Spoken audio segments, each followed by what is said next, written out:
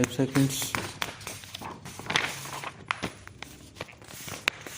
Mr. Chairman, first of all, I would like to congratulate the Honorable Railway Minister for proposing no increase in the passenger fares and also for proposing no increase in the freight rates.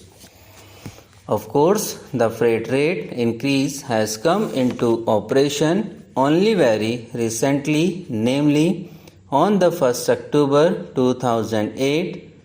I would like to congratulate the Honorable Minister for this, that in the current year there had been no major accidents. I would also like to appreciate in this regard the due care and caution taken by the railway administration insofar as there have been no major accidents this year. There is also another aspect that if we examine from this point of view, we will find that the increase of 50% in the net earnings is not, after all, a very bad performance. Here, we might remember that the net earnings could be much more, but for the two factors about which the Honorable Minister has complained and about which many times questions were asked in the House. I am referring to the ticketless travelling. This ticketless travelling has assumed a very large proportion. In answer to a question in this Honorable House, it was suggested that the detected cases ran into some lakhs and undetected cases were bound to be perhaps much larger than those that have been detected. This has assumed such a large proportion that there must be a concerted effort to eradicate this evil. The Honorable Minister has appealed to the public to help in the eradication of this evil. I would make 2 or 3 suggestions in this regard.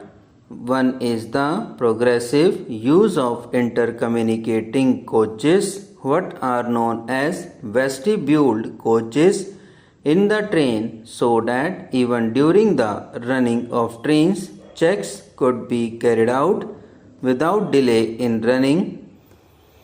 Another is, just as we have propaganda pamphlets regarding properties of the railways, we might also have propaganda pamphlets regarding ticketless travelling, inviting public cooperation or passengers' cooperation and saying that wherever they detect any ticketless travelling, they might at once convey the information to the authorities concerned.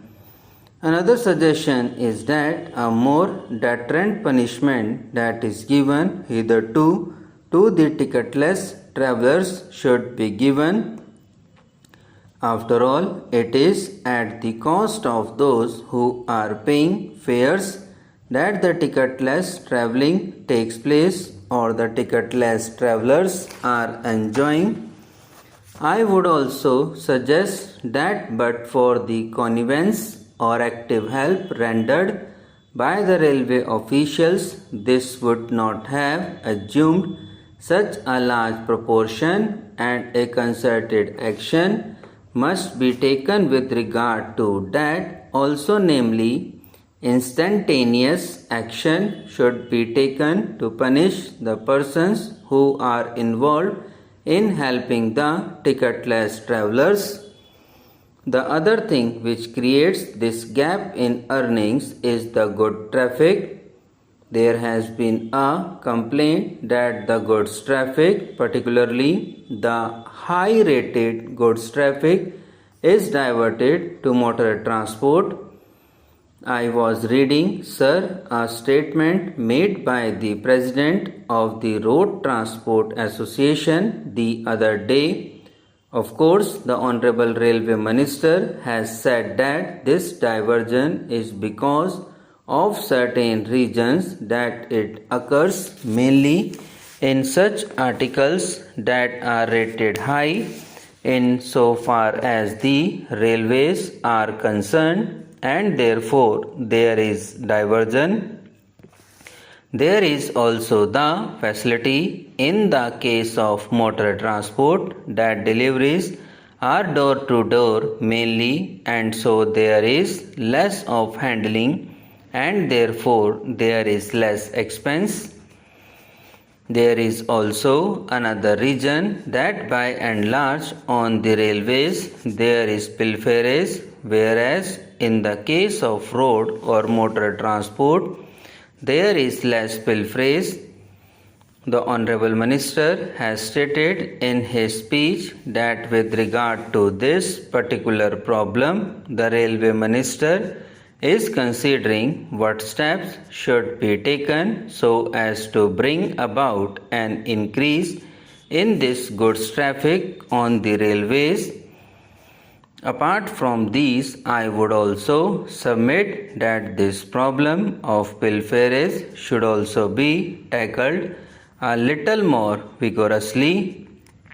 Apart from the public taking part in it, I would suggest that a considerable portion of the blame lies with the railwaymen in this matter with regard to these evils that are existing. An easier and more speedy method of punishment and bringing to book the persons who are guilty should be taken in hand.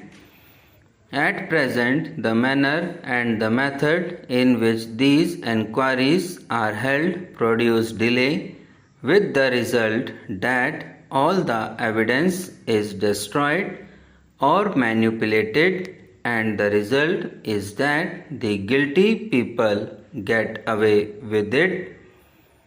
I would suggest that in the matter of these enquiries, a minimum period should be provided within which time the inquiry should be over.